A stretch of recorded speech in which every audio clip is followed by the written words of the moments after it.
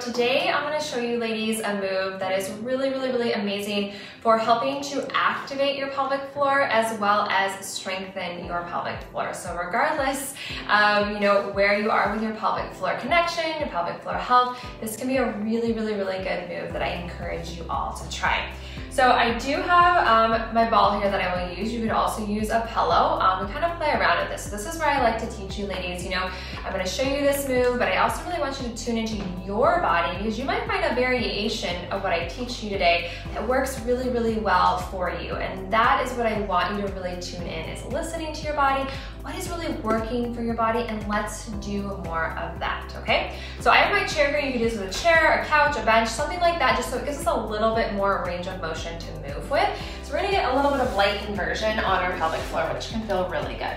So I want you as close to that chair as you can get. We're gonna do a little roll back here. And then we're gonna place our feet up on the edge of the chair. You may have to adjust a little bit. So let's do the first one without the ball or a pillow, and let's see how you feel. So to begin with, I want you to inhale, and then as you exhale, we're gonna slowly start to activate pelvic floor, lower belly, and start to go up one vertebrae at a time.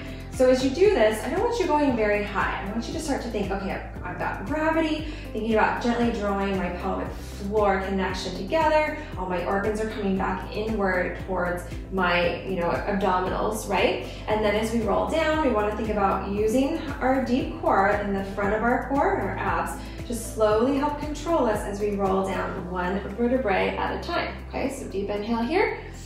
And adjust, and if you feel like you need to get a little closer, and then exhale, pelvic tilt. So when we first start this, ladies, we're using our deep core. We're not just forcing it with our glutes and hamstrings, okay? Because this is a deep core exercise, ladies. This is for your pelvic floor. So pelvic floor, lower belly, start to go up. If it feels okay, go a little bit higher. Just make sure, ladies, you're not having a lot of pressure on your neck and you're still into your upper back. So as you're hanging out here, I want you to take a deep inhale.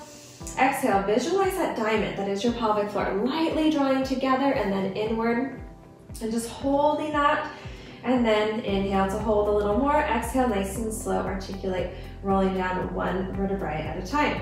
And then we can try it with a ball. See, this may help you feel a better connection, but I don't want you to think of this like an intense inner thigh exercise. This is supposed to be really gentle, okay? So as we do this, again, it's pelvic floor, lower belly, helping us to move initially, not our legs.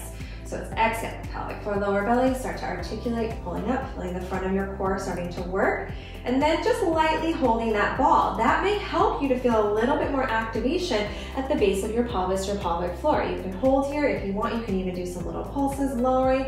Exhale, zipping up this direction as we're kind of pressing with our glutes and hamstrings. So don't get me wrong, you are going to feel those legs working, but I want you to really focus on, okay, am I feeling a little bit more connection on my pelvic floor, drawing that diamond together and upward. And then as we come on down, nice and slow, rolling down one vertebrae at a time. And then sometimes getting up, if it feels like your abs are really weak, or if you know you have diastasis recti, I do recommend, ladies, when you get up and down, you're rolling to your side. So your core is active, but you're using your arms to help you a little bit so that we're not doing a lot of flexion, because most likely, ladies, if you have diastasis recti, there's also some pelvic floor dysfunction that's going on, even if you don't have any incontinence, right, that peeing of your pants or any degree of pelvic organ prolapsing, things like that. So just being aware of, it's something that we need to pay attention to, after having babies or even not having babies. Because I also work with women who have never had kids. They're like, Erica, I've never had a kid, but I have incontinence, right? So is there something I can do about that? Absolutely, you can. So this is a place to start for sure, to just start moving your body, because if we think about it, so much of our day, right, we're sitting or standing, even our exercises, like we've got so much pulling downward on our body and pressure going into our pelvic floor. So this is a great way to just give your pelvic floor a little bit of a break, and really thinking about, okay, what is my pelvic floor supposed to be doing? Seeing if you get some of that weight off of your pelvic floor, if it can actually help to wake up your pelvic floor, to help you to feel your pelvic floor and the deeper layers of your core just a little bit better. And it's one of those where even if you don't feel it after doing it once, I'm going to encourage you to just, it's that practice, because it takes time at that deep cellular level to wake up and make more of that fascial and muscular connection. So just be patient with your body, and know, ladies, that you are in the right place. If you have any questions, don't hesitate to reach out. And if you're looking to learn more about what I do, visit me on my website at ericazeel.com. Thanks for tuning in today.